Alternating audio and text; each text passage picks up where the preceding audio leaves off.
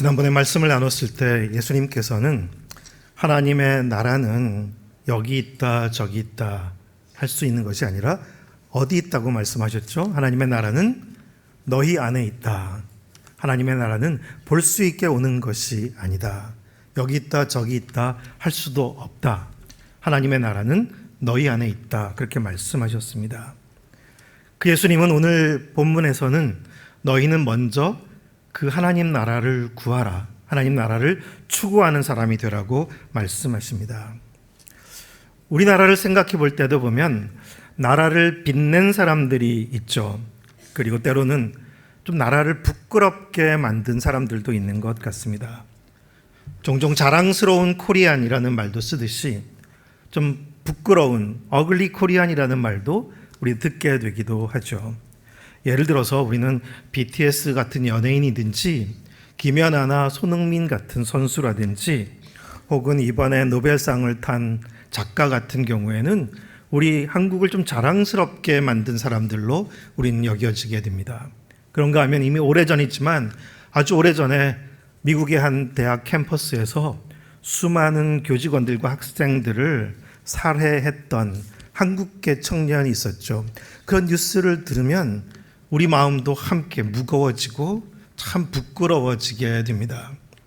아마도 그렇게 스포츠 선수도 그렇고 글을 쓴 사람도 그렇고 그 청년도 자기의 삶을 살았을 뿐일 것입니다. 결코 나라를 위해서 한 게 아니고 나라를 빛내기 위해서 나라를 부끄럽게 하기 위해서 한 게 아니라 그저 자기의 삶에 충실했을 것입니다. 내가 하려는 일, 내가 하고 싶은 일, 그저 내가 되었던 것이겠죠. 그런데 그 한 사람의 일이 한 나라 전체를 자랑스럽게 만들기도 하고 한 나라 전체를 무겁게 부끄럽게 하기도 합니다. 그런 점에서 우리 한 사람 한 사람은 그냥 나 혼자가 아닌 것 같아요. 우리는 누군가와 또 큰 그룹, 집단을 대표하고 있는 것 같기도 합니다. 그런 점에서 우리 모두 국가대표 같아요. 한 민족을 대표하고 있는 것이고 작게는 어떤 집안, 가문을 대표하고 있는 것이기도 하죠. 그리고 우리 그리스도인들은 어쩌면 우리 모두는 하나님 나라를 대표하고 있다고 말할 수 있을 것입니다. 그래서 우리는 성경에서 우리 그리스도인들에게 붙여진 표현들이 있죠. 그리스도의 대사. 우리는 대사로 임명받은 적이 있는 것 같지는 않은데 그리스도의 대사라 불려지기도 하고 또 그리스도의 향기, 그리스도의 편지 이런 표현들은 단지 나 한 사람의 삶이 아니라 그리스도와 관련되었고 뭔가 중요한 대리자 역할을 하고 있다는 것을 우리에게 생각해 주게 됩니다. 우리가 어떻게 살아가느냐 하는 것이 바로 주님과 연결되어 있다는 것을 생각합니다. 우리는 자랑스러운 그리스도인이 될 수도 있고 부끄러운 그리스도인으로 살아갈 수도 있는 것이겠죠. 오늘 본문을 읽었지만 예수님은 제자들에게 그리고 오늘 우리에게 우리가 누구인지 말씀하십니다. 우리의 정체성에 대해서 말씀하시고 있습니다. 너희는 고아가 아니다. 너희에게는 하늘 아버지가 계신다. 그 아버지가 너희를 아시고 사랑하시고 너희의 필요를 알고 계신다. 그분이 너희를 돌보신다. 너희는 고아가 아니다. 그러니 염려하지 말라. 이런 말씀을 하고 계십니다. 세상 사람들과 거기서 우리 그리스도인의 가장 큰 차이가 있는 것이죠. 세상 사람들은 하나님을 사실 모릅니다. 인정하지도 않습니다. 그러니 고아의 심정이 있는 것입니다. 하나님께서 나의 삶을 주관하시고 나를 다스리시고 나의 필요를 아시고 나의 필요를 선하심과 신실하심으로 공급하시는 분이라는 것을 세상 사람들은 전혀 생각하지 않습니다. 하지만 그렇게 살아가는 세상 사람들은 그런 마음을 갖고 있기 때문에 문제가 많이 나타나게 되는 거죠. 우리가 고아들을 잘 알듯이 고아들에게는 불안 심리가 참 큽니다. 불안하죠. 왜냐하면 내가 나를 챙겨주는 사람이 없으니까. 만약 우리가 고아로 태어났다고 생각한다면, 그리고 어린 시절부터 고아로 살아왔다면 얼마나 힘들겠어요. 그러면 우리는 사실은 나밖에는 생각할 수 없게 되고 나의 안전과 필요를 위해서 애를 쓰게 됩니다. 그러면 물건에 대한 집착도 많이 생기게 되는 것이고, 아무리 가져도 부족한 마음이 들고, 또 내 것을 누가 뺏어가는 것도 아닌데 뺏어간다고 오해하게 되기도 하고, 그래서 관계 속에 오해와 불신과 긴장, 다툼도 생겨나게 됩니다. 그래서 어리석은 선택을 또 많이 하게 되는 거죠. 너무 애쓰다 보니까 지쳐버리게 되는 것이고, 그리고 관계들도 다 망가지게 되는 것이고, 그래서 오늘 우리가 살아가고 있는 세상에 사회나 모든 인간관계가 점점 더 시끄러워지는 이유는 모두에게 고아의 마음이 있어서 불안하니까 나밖에는, 우리밖에는 우리의 필요가 너무 우선되다 보니 그 고아의 심정들이 부딪히고 있는 것이라고 해도 과언이 아닐 것입니다. 근데 예수님은 그런 마음을 제자들도 부분적으로 갖고 있다는 걸 알고 계시는 거죠. 그래서 그 제자들에게 말씀하십니다. 염려하지 말라. 그러면서 예수님께서 먼저 예로 드신 게 공중에 나는 새를 예로 드셨습니다. 26절 말씀을 우리 다시 한번 읽어보도록 하겠습니다. 26절입니다. 제가 읽겠습니다. 공중에 나는 저 새들을 보라. 씨를 뿌리지도 거두지도 창고에 쌓아두지도 않지만 하늘에 계신 너희 아버지께서 먹이신다. 너희는 새들보다 얼마나 더 귀하냐. 근데 여러분도 그렇게 생각하십니까? 새들이 하나님께서 먹이신다. 새들도 먹을 것을 구하러 열심히 노력하는 것 아닌가요? 자식들도 먹여야 되고 자기들도 먹어야 되니까 열심히 곳곳에서 먹이를 구해다가 먹고 먹이고 그렇게 살아가는 것 아닐까요? 우리는 어쩌면 새들이 우리와 뭐가 다를까? 새들도 살아가는 것이고 노력해서, 우리도 노력해서 살아가는 것 같습니다. 그래서 사람들은 이런 말도 만들어내게 된 거죠. 일찍 일어나는 새가 먼저 먹이를 얻는다. 맞죠? 이 말에 대해서 딴지 거는 사람이 없는 것 같기도 해요. 그런데 사실 새들 중에 먹이를 더 먼저 얻으려고 더 일찍 일어나는 새가 있을까요? 알람까지 켜놓고? 사실 그런 새는 있지 않습니다. 그리고 우리가 알듯이 새들은 참 한가롭게 보이기도 해요. 전깃줄에 앉아서 시간 보내고 있기도 하고 무리지어서 여기저기 하늘을 나르기도 하고 그렇게 더 먼저 먹이를 얻기 위해서 애쓰고 있는 것처럼 보이지 않습니다. 그리고 우리 모두가 알듯이 새들에게는 특별한 하나님이 주신 선물이 있어요. 눈과 날개죠. 그들은 먹이가 어디 있는지 참 잘도 찾아요. 그리고 어디든지 날아갈 수 있어요. 그런데 그런 그들이 가진 눈과 날개, 그것은 어떤 새가 노력해서 가진 게 아니잖아요. 모든 새들에게 주어진 것입니다. 그러니 그것은 노력이라고 할 수 있는 게 아닌 거예요. 은총입니다. 하나님이 모두에게 주셨어요.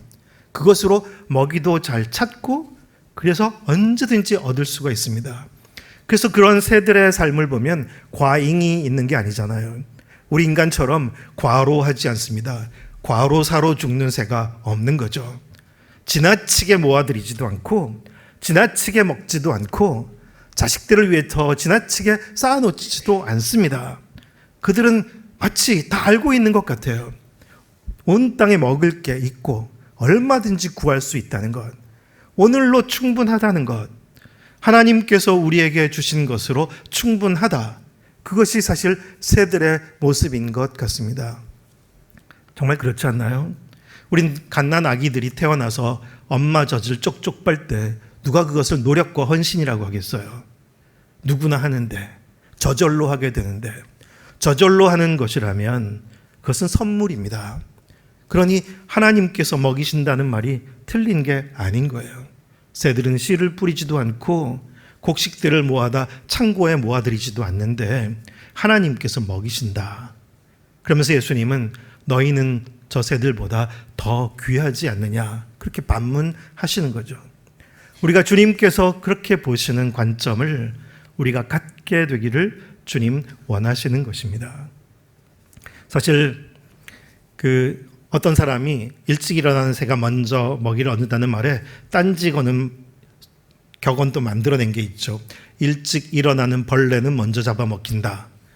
사실 늦잠 잤더라면 괜찮은 날이었는데 괜히 일찍 일어나서 그만 화를 당하게 만 것입니다. 우리가 공중에 나는 새를 먹이시는 하나님의 선하시고 신실하심을 주님은 놓치지 않게 되기를 바라시는 거죠. 그래서 예수님은 또 하나 비유를 드셨죠. 들에 핀 백합꽃이 어떻게 자라는지 보라, 그렇게 말씀하셨습니다. 일하는 것도 아니고 옷감을 짜는 것도 아닌데 하나님께서 얼마나 잘 입히셨는지 29절 말씀을 함께 읽어보겠습니다. 29절입니다. 그러나 내가 너희에게 말한다. 그 모든 영화를 누렸던 솔로몬도 이 꽃 하나만큼 차려입지는 못했다. 이 부분도 예수님은 들꽃 하나가 솔로몬보다 잘 차려입었대요. 솔로몬이 차려입지 못한 거래요. 우리 눈에도 그렇게 보이나요? 어느 쪽이 더 잘 입었습니까? 들꽃입니까? 솔로몬입니까? 사실 아마 우리 인간은 솔로몬을 다 부러워하죠. 솔로몬은 너무나 사실은 잘 차려입었거든요. 솔로몬의 물질적인 부, 재산, 권력, 인기, 사실 누구도 부러워할 만큼 정말 가진 게 많았습니다.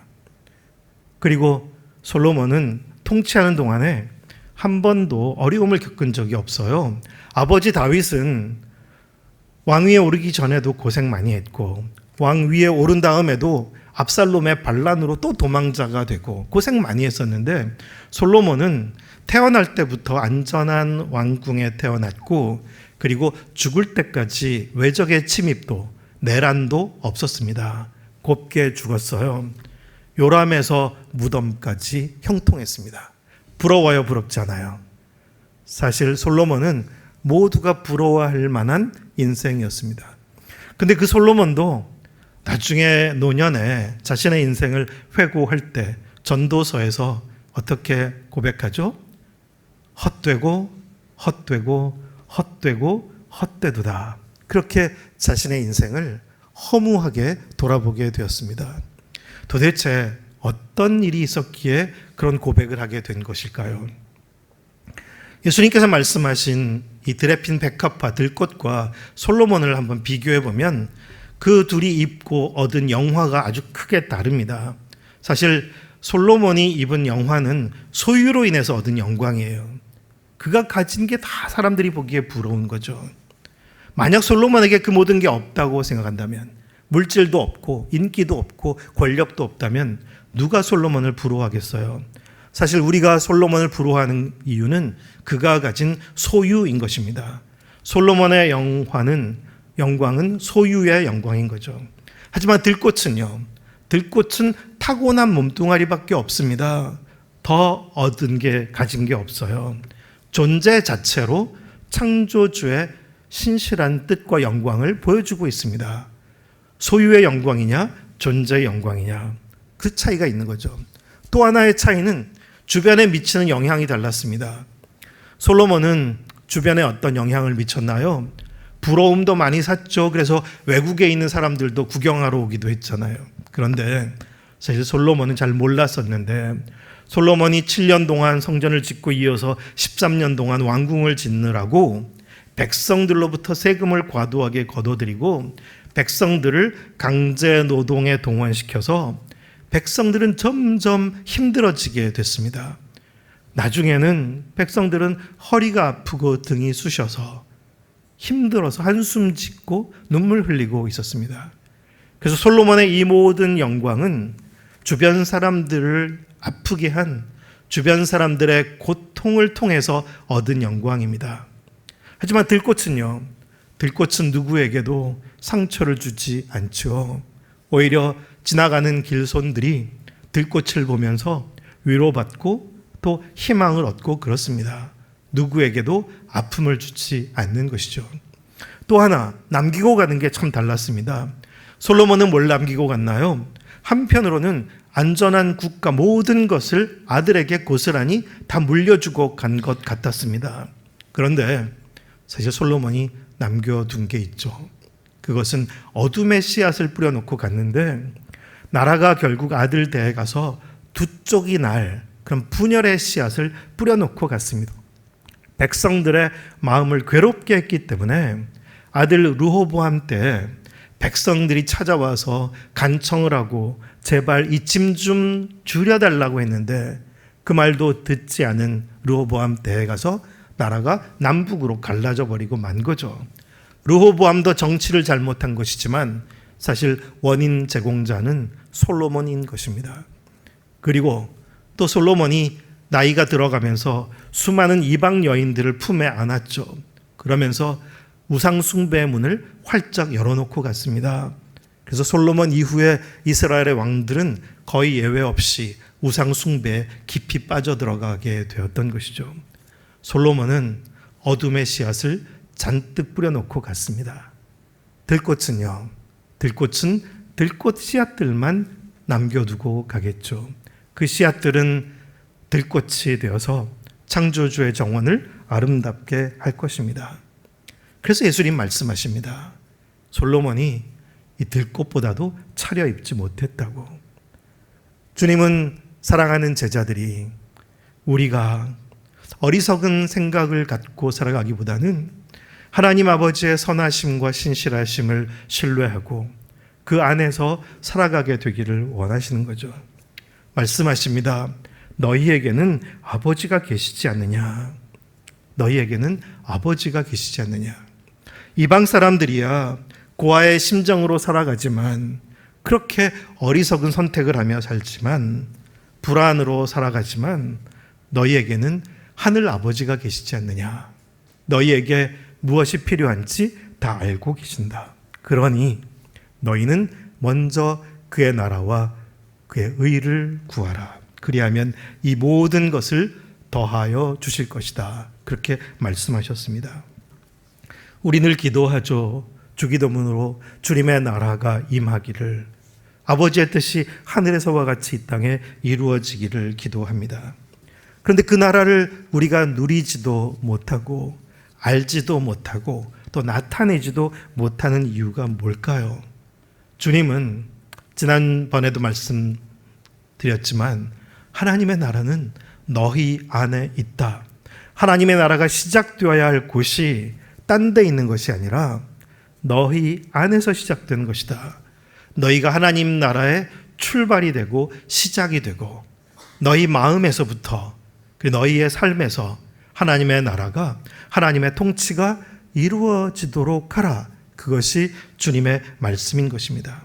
만약 하나님께서 내 안에 계시고 나를 다스리신다면 어떤 변화가 일어날까요? 아마 모든 게 달라질 것입니다.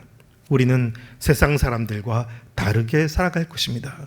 정말 주님께서 내 안에 가득 임하셔서 나를 다스리신다면 내가 세상 사람들과 같을 이유가 사실 없습니다.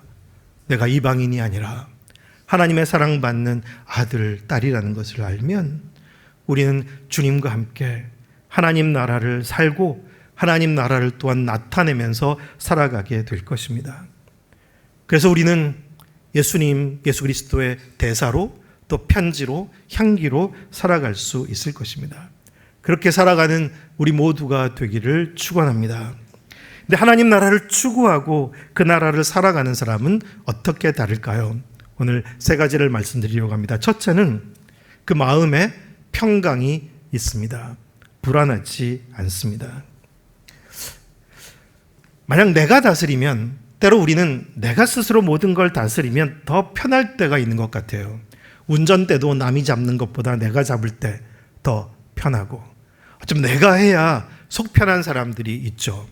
그런데 사실 내가 스스로 다스리는 사람들에게 마음에 평화가 있을까요? 오히려 그렇지 않습니다.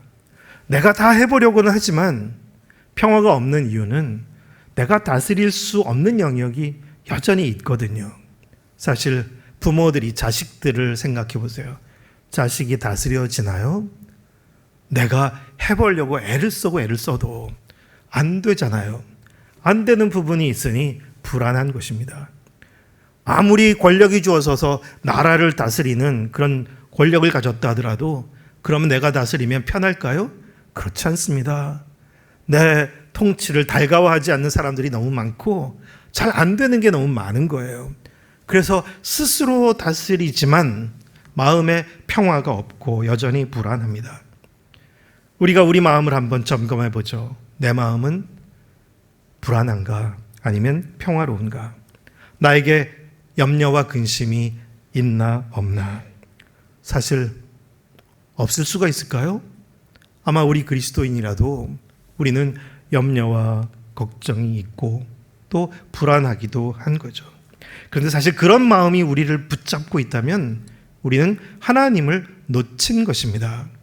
하나님께서 다스리고 계신다는 것을 까먹은 거죠. 만약 하나님께서 정말 다스리신다면 우리는 불안하지 않을 거예요. 정말 하나님께서 직접 내 삶에 오셔서 통치하시고 다 주관하신다면 왜 불안하겠어요?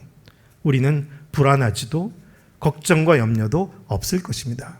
걱정과 근심이 생기고 불안한 것은 우리가 하나님의 통치를 놓친 것이고 그래서 하나님의 나라로부터 좀 벗어난 것이라고 말할 수가 있겠죠. 하나님을 믿는 사람들 가운데서도 참 불안한 사람들이 꽤 있죠. 크리스천 부모지만 그 부모가 불안하면 어떨까요? 그러면 자녀들도 또 불안하게 만들기도 합니다. 제가 참 사랑하고 굉장히 소중하게 여기던 옛날에 청년이 있었는데요. 이름이 걱정천사라는 평가가 있었어요. 걱정천사. 너무 착하거든요. 정말 착해요. 그런데 왜 걱정천사라고 이름이 붙여졌냐면 걱정이 너무 많은 거예요. 정말 하나님을 사랑하고 주님을 위한 일이라면 뭐든지 다 열심히 하는데 걱정이 너무 많아요. 걱정이 너무너무 많은데 그 이유를 들어보니까 그 자매의 아버지가 6.25 때 낙동강 전선에서 전쟁 한복판에서 너무 위험한 일을 겪어서 트라우마가 생긴 거예요. 그래서 그분이 전쟁 후에 아이를 낳아서 키우는데 그 트라우마 때문인지 자식을 키울 때 불안과 걱정 때문에 계속해서 그냥 문 닫았니? 창문 닫았어? 이거 했어? 이거 했어? 그 부모가 가진 걱정과 불안을 계속 자녀에게 심어준 것입니다. 그래서 이 자매는 1년 내내 늘 우산을 들고 다녔대요. 비가 올지 몰라서. 언제나 짐이 많았습니다. 불안하기 때문에. 그 불안은 부모로부터 온 것이죠. 사실 우리 크리스천 부모들이 불안, 걱정과 근심이 많으면 우리가 사랑하는 자녀들에게도 그것을 물려주게 됩니다. 그것이 얼마나 안타까운 것일까요? 많은 한국 부모들이 과잉보호, 과잉충성한다고들 하죠. 크리스천 부모들도 과잉보호, 과잉충성하나요? 만약 그렇다면 우리 한번 돌아봐야 되는 거죠. 왜 우리에게 그런 불안한 마음이 있는 것일까? 하나님께서 우리의 자녀를 알고 계시고 정말 사랑하고 계시는데 그분이 우리의 바램과 우리의 염려도 다 알고 계시는데 그분이 돌보실 텐데 내가 나서서 그렇게 걱정할 이유가 뭐가 있나? 아이들이 스스로 잘할 수 있도록 더 격려할 수 있을 것입니다. 종종 다 컸는데 성인 아이처럼 커버린 사람들이 있죠. 몸은 어른이 됐는데 어른이 마음은 되지 못한 것입니다. 그것도 부모가 그렇게 만들어버린 것이죠. 리더들 중에도 불안 심리가 큰 리더들이 있습니다. 그러면 함께 있는 사람들을 다 불안하게 만듭니다. 하나님의 선하심과 신실하심을 가르쳐주지 못합니다. 사실 우리 하나님의 선하심과 신실함은 불안에서 오는 것이 아닌 것이죠. 우리가 진정 하나님의 나라를 살고 추구한다면 우리 마음에는 평화가 있습니다. 그래도 종종 우리에게 불안한 마음이 생겨난다면 어떻게 해야 될까요? 성경 말씀 한 곳을 읽죠. 빌립보서 4장 6절과 7절 말씀입니다. 함께 읽겠습니다.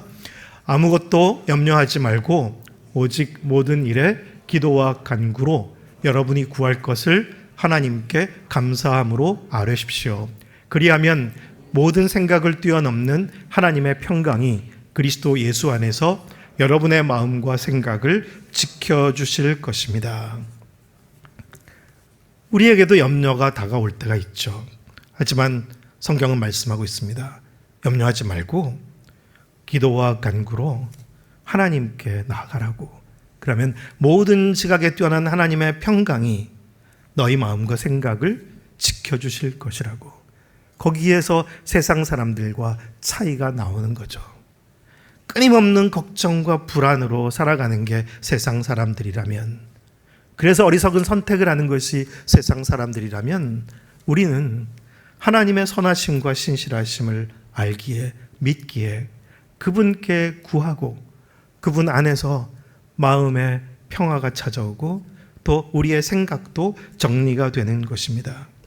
하나님 나라를 추구하는 사람, 주님의 얼굴을 바라보는 사람에게는 불안이 평강으로 바뀝니다. 염려와 불안이 아주 없는 것이 아니라 작아지게 되고 눈 녹듯 사라지게 되는 것이죠. 세상이 줄 수 없는 평안을 갖게 되기 때문입니다. 우리는 모세가 이스라엘 백성들과 함께 광야길을 갈 때 모든 백성들은 불안해하는데 모세는 불안해하지 않잖아요. 모세가 지닌 평강은 어디서 오는 것일까요? 바로 그가 하나님의 주권과 통치를 알기 때문에 가진 거란 말이에요. 하나님은 눈에 보이지 않지만 다른 백성들과 모세가 달랐던 이유는 하나님 나라를 알고 그 나라를 여전히 신뢰하며 추구하고 있었기 때문입니다. 다윗이 블레셋 군대 앞에 그리고 골리앗 앞에 섰을 때 모든 이스라엘의 장정들은 두려워서 흩어지고 있었지만 당당하게 설 수 있었던 이유, 다윗에게 있는 그 평강은 어디에서 오는 것일까요? 사실 그도 사람이잖아요. 그도 걱정이 생겨날 수 있는 거잖아요. 하지만 하나님께서 나와 함께 계신다는 것을 놓치지 않았습니다. 하나님께서 다스리신다. 하나님께서 나와 함께 하신다. 놀라운 평강이 그에게 있었던 거죠. 그래서 담대하게 설 수 있었던 것입니다. 하나님 나라를 추구하는 우리, 그래서 마음에 불안이 아니라 평강이 있는 우리 모두가 되기를 축원합니다.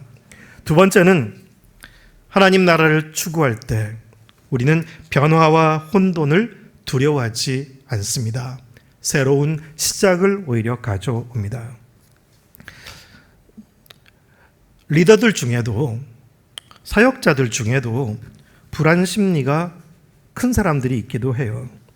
리더가 불안 심리가 크면 어떤 경향이 생기냐면 안전과 질서를 중요하게 여깁니다. 혼돈이 너무 싫어요. 그래서 어지럽혀지는 것도 너무 싫고 원래 그대로 변화 없이 잘 하던 그대로 계속 가기를 바라는 마음이 생기게 됩니다. 새로운 시도도 싫고 변화도 싫고 개혁도 싫습니다. 왜냐하면 불안하니까, 자꾸 변하니까 불안해지는 것입니다. 그래서 종종 리더들 중에는 그래서 모든 변화를 싫어하고 원래 하던 대로만 하려는 경향을 가진 사람들이 있습니다. 예수님 당시의 종교 지도자들이 그랬죠. 그들이 많은 유대인들 가운데서도 더 하나님께 열심을 가진 사람들, 하나님의 율법과 말씀을 모르는 사람들이 아니잖아요. 누구보다도 경건한, 누구보다도 신실한 신앙인들이었습니다. 그런데 예수님을 통해서 시작된 하나님 나라의 운동이 점점 불안해졌어요. 불편해졌어요. 변화가 찾아오니까 오히려 그것이 우리가 소중하게 여겼던 모든 것들을 다 무너뜨리는 것 같이 여겨졌습니다. 그래서 예수님을 불편하게 생각하기 시작하고 결국 대적하게 되고 가장 예수님을 십자가에 못 박게 되는 장본인 역할을 하고 말았습니다. 오늘도 그렇게 리더십이 불안한 마음을 갖고 하나님 나라를 놓치게 되면 오히려 통제와 간섭을 많이 하는 경향의 사람이 됩니다. 그래서 조직 운영도 숨막히게 만들어요. 그러면 그 안에 있는 사람들은 아무것도 사실 새로운 아이디어도 갖기가 어렵고 그냥 눈치 보면서 하던 것만 계속하게 되는 거죠. 거기에서는 어떤 새로운 창조도 일어나지 않게 됩니다. 사실 변화와 혼돈을 불편해하는 것은 하나님의 통치에 대한 오해에서 비롯된 것입니다. 하나님 나라, 하나님께서 이 땅을 다스리시면 어떤 일이 일어나게 되는 걸까요? 하나님의 첫 번째 창조도 혼돈에서 시작되었습니다. 땅이 혼돈하고 공허하며 흑암이 깊음 위에 있고 해서 창조가 시작된 것이죠. 혼돈이 창조가 시작되기 위해 필요한 장이었습니다. 그리고 그 이후에도 계속되는 창조의 놀라운 변화의 역사들은 혼돈의 상황들 속에서 만들어지게 됩니다. 그리고 우리의 인생도 그렇잖아요. 만약 우리의 인생이 정말 내가 원래 계획 세운 대로, 내가 설계한 대로, 시간표대로 그대로 계속 진행된다면 하나님께서 개입할 여지가 없어요. 그런데 대개 하나님께서 내 인생에서 새로운 일을 시작하셨다고 하나님께서 하신 새로운 일을 간증하는 사람들의 이야기를 들어보면 거의 예외 없이 자신의 인생에 찾아왔던 혼돈스러운 상황과 관련되어 있습니다. 내가 원래 생각했던 대로 잘 간 게 아니라 막혔어요. 무너졌어요. 실패가 됐어요. 감당할 수 없는 어려움이 찾아왔습니다.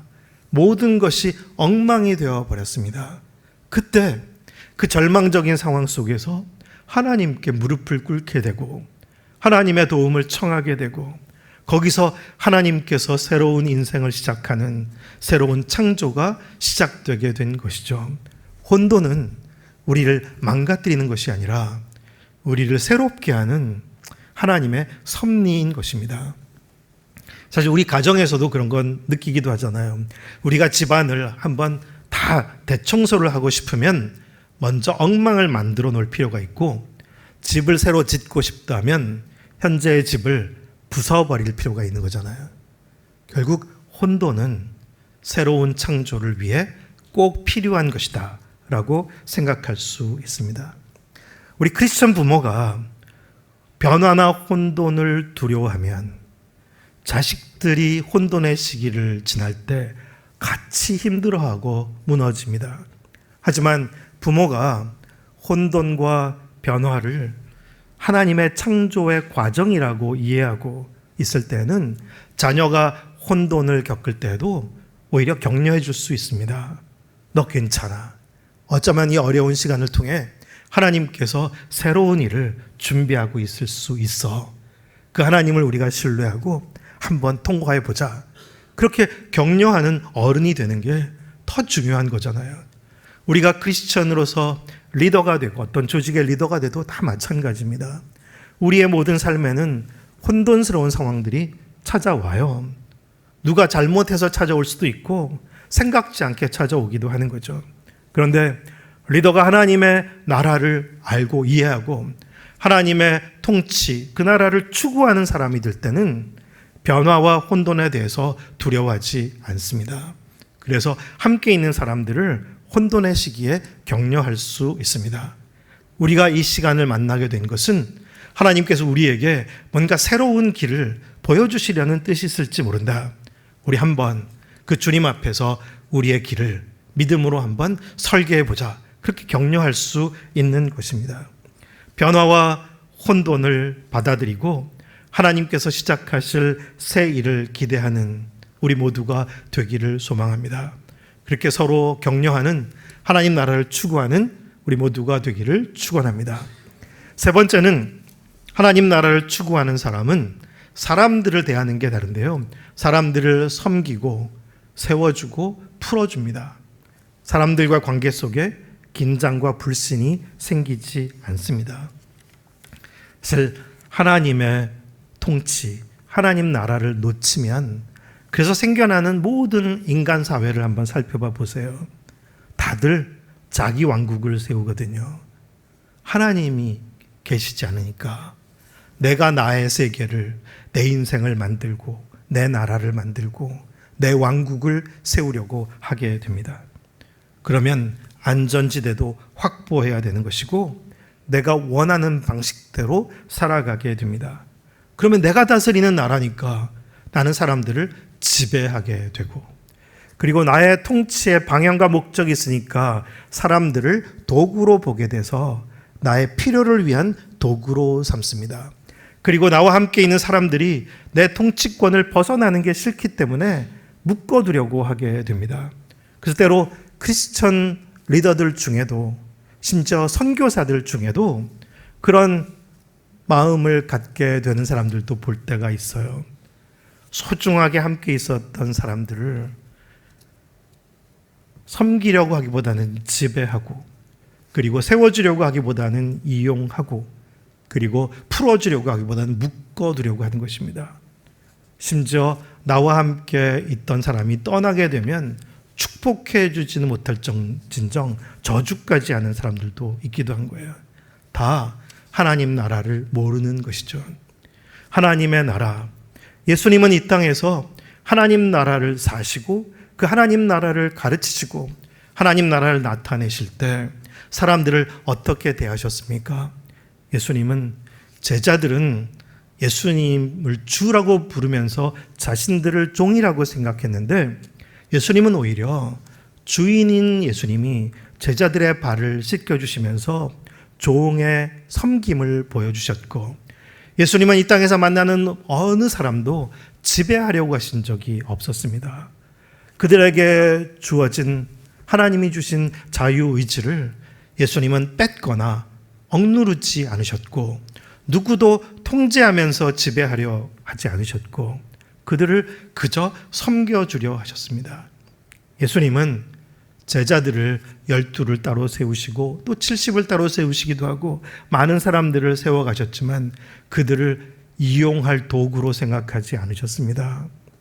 예수님은 한 사람 한 사람을 쓸모 있냐 쓸모 없냐로 보시지 않았고 그 한 사람 한 사람을 끝까지 사랑하면서 계속 세워주려고만 하셨습니다. 예수님께 사람은 도구가 아니었습니다. 예수님은 사람들을 계속해서 세워주려고만 하셨던 거죠. 그리고 예수님은 누구도 묶지 않으셨습니다. 예수님의 오신 목적은 우리 모두를 풀어주고 자유케 하시려고 오신 것처럼 예수님은 사랑하는 제자들에 대해서도 결코 묶지 않으셨습니다. 제자들은 자유롭게 선택할 수 있었어요. 심지어 배신도 할 수 있었고 그냥 떠나버릴 수도 있었습니다. 그런데도 예수님은 그런 제자들을 또 사랑으로 찾아가셔서 격려해 주실 뿐이죠. 그들을 결코 강제하거나 통제하지 않으셨습니다. 그 예수님이 하나님 나라가 어떤 것인지를 우리에게 잘 보여주시고 있는 거죠. 우리 그리스도인들이 그런 하나님의 나라를 잘 알고 추구할 때 우리는 사람들을 다르게 대할 것입니다. 그러면 우리의 관계 속에 긴장과 불신이 생기지도 않죠. 근데 어리석게도 하나님을 모르는 바가 아닌데도 불구하고 그 하나님의 통치와 나라를 망각할 때에는 어리석은 선택을 많이 하게 됩니다. 우리는 이스라엘의 첫 번째 왕이었던 사울도 생각해 보세요. 다윗은 충성스러운 부하였을 뿐입니다. 한 번도 다윗이 왕위를 넘보지 않았어요. 그냥 사울에게 복종하는 마음밖에 없었습니다. 처음에는 사울도 다윗을 좋아했죠. 그리고 아들 요나단의 친구고 나이 차이도 얼마나 많이 났겠어요. 그런데 이 사울의 마음에 긴장이 생겨나기 시작하죠. 그리고 다윗을 좋아했었는데 불신하는 마음이 생겨났습니다. 이유가 뭐죠? 사람들이 하는 말이 들려온 거죠. 사울은 천천히요, 다윗은 만만히로다. 갑자기 다윗이 경쟁자로 보였고 나의 왕위를 빼앗을 적처럼 보이게 된 것입니다. 그래서 다윗을 제거하려고 하게 됐죠. 다윗도 괴롭겠지만 결국 자기 집안을 파멸로 몰고 가고 만 것입니다. 그때 사울에게 하나님 나라를 아는 큰 마음이 있었다면 어땠을까요? 마치 세례 요한이 예수님의 등장에 자기 제자들이 예수님께로 옮겨가는 것을 보고 걱정하는 말을 듣고도 나는 쇠하여야겠고 그는 흥하여야 하리라 말했던 것처럼 사울이 이렇게 말했으면 얼마나 멋있었을까요? 하나님께서 이스라엘의 다음 세대를 위해서 정말 좋은 리더를 준비해 놓으셨구나. 이제 나 사울은 쇠하여야겠고 다윗은 흥하여야 하리라. 그런 마음을 가졌더라면 아마 사울도 훌륭한 멋진 왕으로 성경에 기록되었을 것입니다. 하지만 우리가 하나님의 나라, 하나님의 통치를 놓치면 우리는 사람을 잘못 대하게 되고 우리의 관계들이 망가지게 되는 것입니다. 사랑하는 성도 여러분, 우리는 주님의 사랑 안으로 초대받았고 그리고 주님께서 누리시고 다스리시는 그 하나님 나라 안으로 초대받았습니다. 그 하나님의 나라를 우리가 소중히 여기고 누리고 또 그것을 살아내고 그것을 다른 사람들에게도 또 나타내도록 우리가 구별되게 세워진 것입니다. 예수님의 말씀을 따라서 우리 안에 있는 고아의 심정이 크든 작든 그것을 이제는 내려놓고 하나님의 선하심과 신실하심을 신뢰하고 먼저 하나님의 나라와 의를 구하는 우리 모두가 되기를 축원합니다. 예수님은 그 하나님 나라를 온전히 사셨습니다. 삶으로 나타내셨고 전하셨습니다. 예수님의 마음에는 세상이 줄 수 없는 평화가 가득했습니다. 그리고 예수님은 이 땅에 걷는 여정에 모든 혼돈과 변화를 잘도 받아들이시고 새로운 시작의 기회로 삼으셨습니다. 예수님의 걸으시는 걸음은 아주 질서 잡힌 길이 아니었잖아요. 온갖 혼돈스러운 일들이 계속되고 있었습니다. 하지만 예수님 스트레스 받지 않으시고 그 모든 혼돈과 변화 속에서 하나님의 나라를 계속 나타내시며 살아가셨습니다. 그리고 그 예수님 모든 사람들과의 관계를 오직 섬기시고 세우시고 풀어주시면서 그들의 관계 속에 평화와 신뢰를 세워주셨습니다. 그것이 바로 하나님 나라입니다. 간절히 바라는 것은 우리의 개인적인 삶에서 그 하나님의 나라가 나타나게 되는 것이고 그리고 우리의 가정이 하나님 나라가 되고 또 우리가 함께 이루는 교회가 하나님 나라가 되는 것입니다.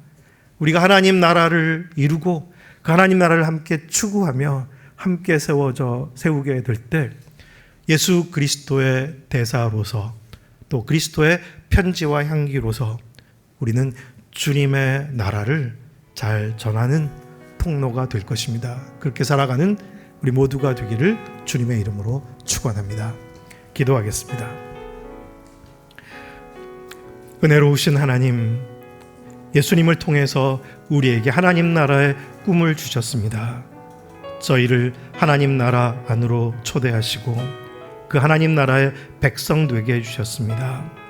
주님, 그 나라가 임하고 뜻이 하늘에서와 같이 이 땅에 이루어지기를 기도합니다. 주님, 저희 각 사람 한 사람 한 사람의 삶에서 그 주님의 나라가 더 풍성하게 경험되고 이루어지고 또 나타내는 통로가 되게 하여 주시옵소서. 저희 가정도 저희가 함께 이루는 교회도 하나님 나라 되게 하여 주시고 우리 모두가 하나님 나라를 추구하는 예수님의 친구들, 동지가 되게 하여 주시옵소서. 우리의 남은 삶이 하나님 나라를 세상 가운데 나타내는 선한 통로가 되기를 소망하며 예수님의 이름으로 기도드립니다. 아멘.